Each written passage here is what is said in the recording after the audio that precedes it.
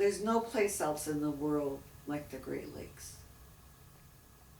It's one of a kind, just like the Seneca. For other people, they can go back to wherever they came from, and their gene pool will live on, but not ours. Because if they destroy the Seneca, then here, then that's it. There's a lot of Senecas and a lot of Haudenosaunee that live in Buffalo. And so there's an important history there that needs to not only be talked about and shown in exhibits, but really need to sit down and look at some of those older treaties and agreements that happen and what that means for Indigenous people today. That is a good example of how we are doing things right, because we have our own people becoming nurses and becoming working with our health department, and that I have to recognize, feel good about that, and our education system too, and our the culture center. Man, it's a lot bigger than it used to be. I was down in the storage the other day, and I couldn't believe how huge that is.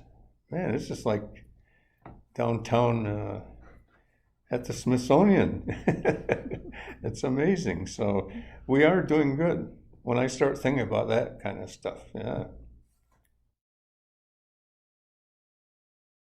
You have a population of Haudenosaunee people that live in the city of Buffalo.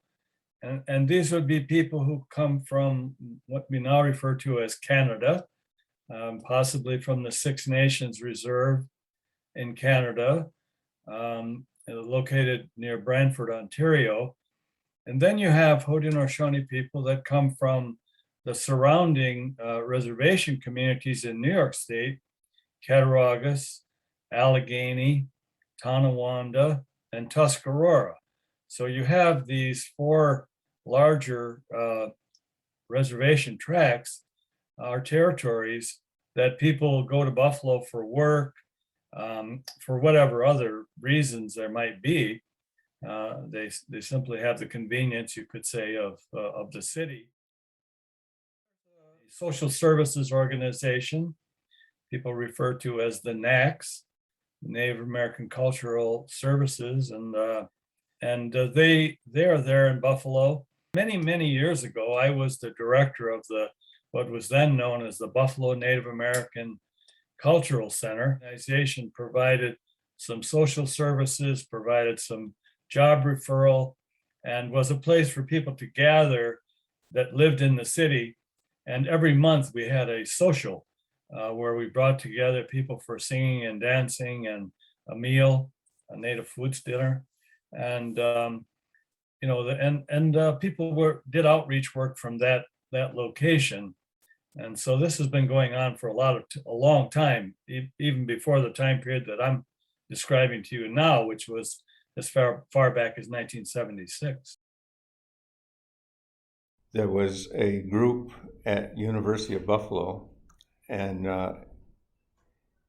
it was just beginning.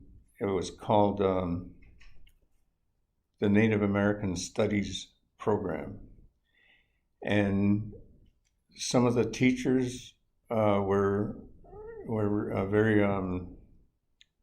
very important people in our history and our culture. Orrin Lyons was one of the participants.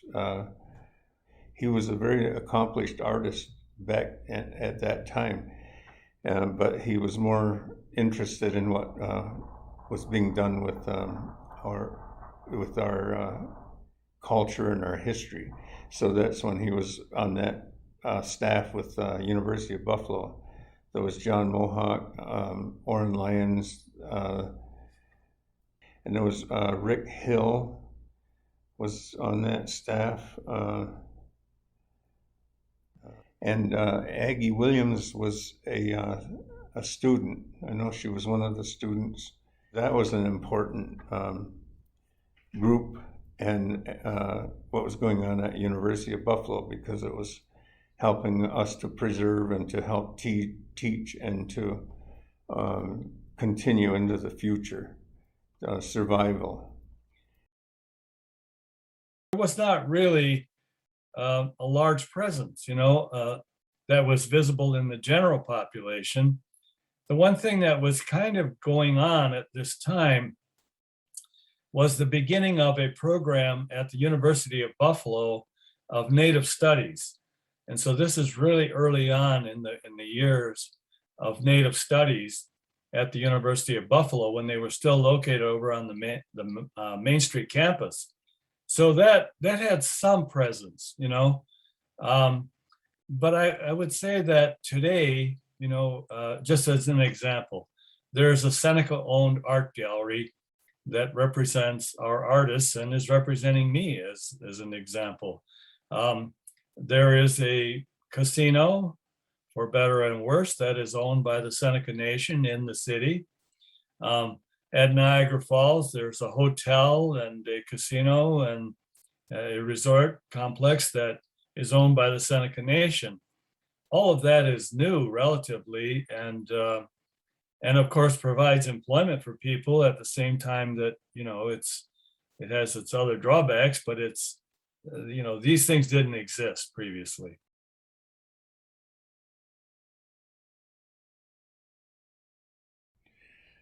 I don't know too much about the Erie Canal, but it's called a canal side. I used to go to and do like powwow sales with other natives. We'd set up tents and display our works, craft work and paintings and so on, and that was along that what it was called, the canal side, and it was nice. It was I've never seen that part of Buffalo. There was a submarine in the water right nearby. It was an interesting place. It was good. I liked it. I've done some artwork at what is it? I did a mosaic tile panel design. I think it's 4 feet high by, it's either 10 or 12 feet long, and I can't remember, but it was based on herbal plant or herbal medicine.